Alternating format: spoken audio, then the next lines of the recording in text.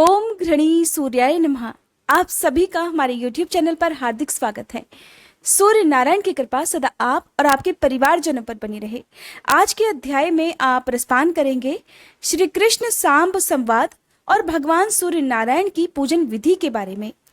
राजा शतानीक ने कहा, हे ब्राह्मण श्रेष्ठ, भगवान सूर्य नारायण का महात्म्य सुनते सुनते मुझे तृप्ति नहीं हो रही है, इसलिए सप्तमी कल्प का आप पुनः कुछ और विस्तार से वर्णन कीजिए। तब सुमंतु मुनि कहने लगे, हे राजन, इस विषय में भगवान श्री कृष्ण और उनके पुत्र सांब का जो परस्पर संवाद हुआ था उसी का मैं वर्णन करने जा रहा हूं। आप ध्यान पूर्वक सुनिए। एक समय सांब ने अपने पिता भगवान श्री कृष्ण से पूछा, पिताजी, मनुष्य संसार में जन्म ग्रहण कर कौन सा ऐसा कर्म करे जिससे उसे दुख न हो और मनोवांछित फलों को भी प्राप्त कर वह स्वर्ग लोक को प्राप्त कर ले और मुक्ति भी प्राप्त कर सके। कृपया आप इन सभी का वर्णन करें। मेरा मन इस संसार में अनेक प्रकार की आदि व्याधियों को देखकर अत्यंत उदास हो रहा है। मुझे क्षण मात्र भी जीने की इच्छा नहीं होती। अतः आप कृपा कर ऐसा उपाय बताएं कि जितने दिन भी इस संसार में रहा जाए ये आदि व्याधियां पीड़ित न कर सकें और फिर इस संसार में जन्म न हो अर्थात मोक्ष प्राप्त हो जाए। तब भगवान श्री कृष्ण ने कहा, हे वत्स, देवताओं के प्रसाद से, उनके अनुग्रह से और उनकी आराधना करने से ये सब कुछ प्राप्त हो सकता है। देवताओं की आराधना ही परम उपाय है। देवता अनुमान और आगम प्रमाणों से सिद्ध होते हैं। विशिष्ट पुरुष विशिष्ट देवता की आराधना करे तो वह विशिष्ट फल भी प्राप्त कर सकता है। तब सांब ने कहा, महाराज, प्रथम तो देवताओं के अस्तित्व में ही संदेह है। कुछ लोग कहते हैं कि देवता हैं और कुछ लोग कहते हैं कि देवता हैं ही नहीं। फिर विशिष्ट देवता भला किन्हें समझा जाए। भगवान श्री कृष्ण कहने लगे, वत्स, आगम से, अनुमान से और प्रत्यक्ष से देवताओं का होना सिद्ध होता है। सांब ने फिर कहा, यदि देवता प्रत्यक्ष सिद्ध हो सकते हैं तो फिर उनके साधन के लिए अनुमान और आगम प्रमाण की कुछ भी अपेक्षा नहीं है। श्री कृष्ण कहने लगे, वत्स, सभी देवता प्रत्यक्ष नहीं होते। शास्त्र और अनुमान से ही हजारों देवताओं का होना सिद्ध माना गया है। सांब ने फिर से कहा, पिताजी, फिर जो देवता प्रत्यक्ष हैं और विशिष्ट और अभीष्ट फलों को देने वाले हैं, पहले आप उन्हीं का वर्णन कीजिए। अनंतर शास्त्र तथा अनुमान से सिद्ध होने वाले देवताओं का वर्णन करें। श्री कृष्ण कहने लगे, प्रत्यक्ष देवता तो संसार के नेत्र स्वरूप भगवान सूर्य नारायण ही है। इनसे बढ़कर दूसरा कोई देवता नहीं है। संपूर्ण जगत इन्हीं से उत्पन्न हुआ है और अंत में इन्हीं में विलीन भी हो जाएगा। सत्य, आदि, युग और काल की गणना इन्हीं से सिद्ध होती है।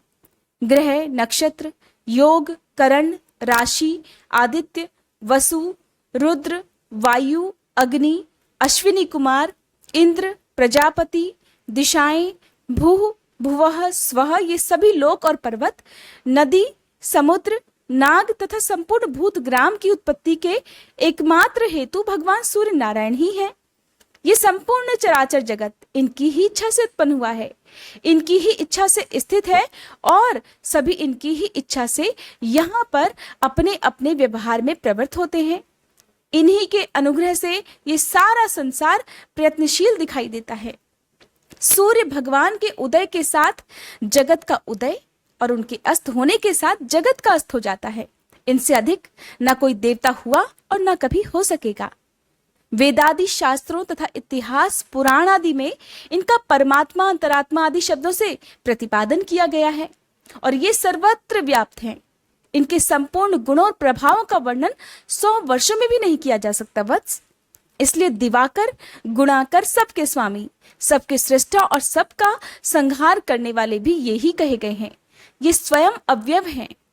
जो पुरुष सूर्य मंडल की रचना कर प्रातः, मध्याह्न और सायं उनकी पूजा कर उपस्थान करता है, वह परम गति को प्राप्त करता है।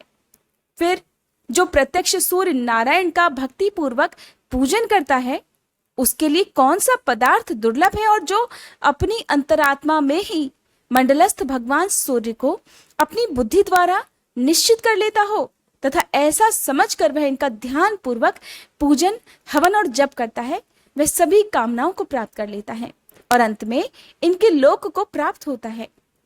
इसलिए हे पुत्र, यदि तुम इस संसार में सुख चाहते हो और भुक्ति तथा मुक्ति की इच्छा रखते हो तो विधि पूर्वक प्रत्यक्ष देवता भगवान सूर्य की तन्मयता से आराधना करो। इससे तुम्हें आध्यात्मिक, आधिदैविक और आधि भौतिक कोई भी दुख प्राप्त नहीं होंगे। जो सूर्य भगवान की शरण में जाते हैं उनको किसी प्रकार का भय नहीं होता। उन्हें इस लोक तथा परलोक में शाश्वत सुख भी प्राप्त होता है। स्वयं मैंने भगवान सूर्य की बहुत काल तक यथाविधि आराधना की है। उन्हीं की कृपा से मुझे ये दिव्य ज्ञान प्राप्त हुआ है। वत्स, इससे बढ़कर मनुष्यों के हित का कोई और उपाय है ही नहीं। इसके बाद श्री सूर्य नारायण के नित्यार्चन का विधान बताते हुए भगवान श्री कृष्ण कहते हैं, सांब, अब हम सूर्य नारायण के पूजा का विधान बताते हैं, जिसके करने से संपूर्ण पाप और विघ्न नष्ट हो जाते हैं और सभी मनोरथों की सिद्धि होती है, पुण्य की भी प्राप्ति होती है। प्रातः काल उठकर शौच आदि से निवृत्त होकर नदी के तट पर जाकर आचमन करना चाहिए। फिर सूर्योदय के समय मृतिका का शरीर पर लेपन अर्थात मिट्टी का शरीर पर लेपन कर स्नान करें। पुनः आचमन कर शुद्ध वस्त्र धारण करें और सप्ताक्षर मंत्र अर्थात खखोलकाय स्वाहा ये सूर्य भगवान को अर्घ दें। फिर हृदय में मंत्र का ध्यान करें और सूर्य मंदिर में जाकर सूर्य देव की पूजा करें।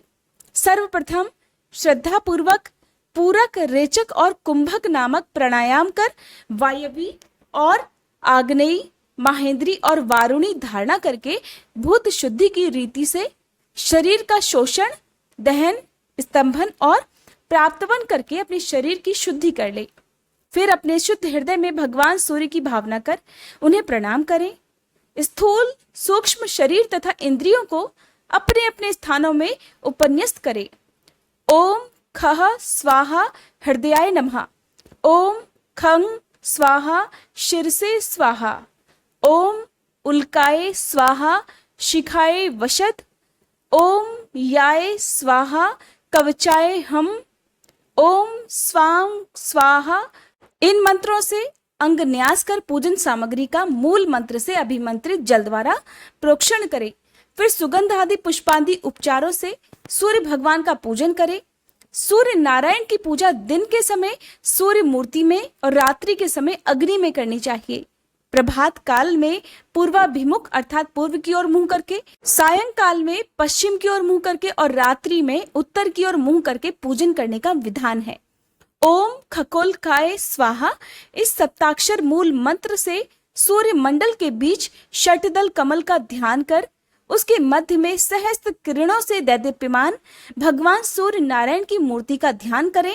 फिर रक्त चंदन, करवीर आदि रक्त पुष्पों, धूप, दीप, अनेक प्रकार के नैवेद्य, वस्त्राभूषण आदि उपचारों से पूजा करें अथवा रक्त चंदन से ताम्र पात्र में षटदल कमल बनाकर उसके मध्य में सभी उपचारों से भगवान सूर्य नारायण का पूजन करें।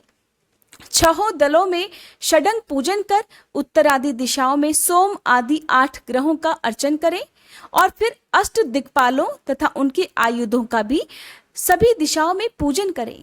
नाम के आदि में प्रणव लगाकर अर्थात ओम लगाकर नाम को चतुर्थी विभक्ति युक्त करके अंत में नमः कहे, जैसे ओम सोमाय नमः इत्यादि। इस प्रकार नाम मंत्रों से सबका पूजन करें। फिर व्योम मुद्रा, रवि मुद्रा, पद्म मुद्रा, महाश्वेत मुद्रा और अस्त्र मुद्रा दिखाएं। ये 5 मुद्राएं पूजा, जप, ध्यान, अर्घ आदि के समय दिखानी चाहिए। इस प्रकार 1 वर्ष तक भक्ति पूर्वक तन्मयता के साथ भगवान सूर्य नारायण का पूजन करने से अभीष्ट मनोरथों की प्राप्ति होती है और बाद में मुक्ति भी मिल जाती है। इस विधि से पूजन करने पर रोगी रोग से मुक्त हो जाता है, धनहीन धन प्राप्त कर लेता है, राज्य भ्रष्ट को राज्य मिल जाता है, पुत्रहीन को पुत्र प्राप्त होता है और सूर्य नारायण का पूजन करने वाला पुरुष प्रज्ञा, मेधा तथा सभी समृद्धियों से संपन्न होता हुआ चिरंजीवी हो जाता है।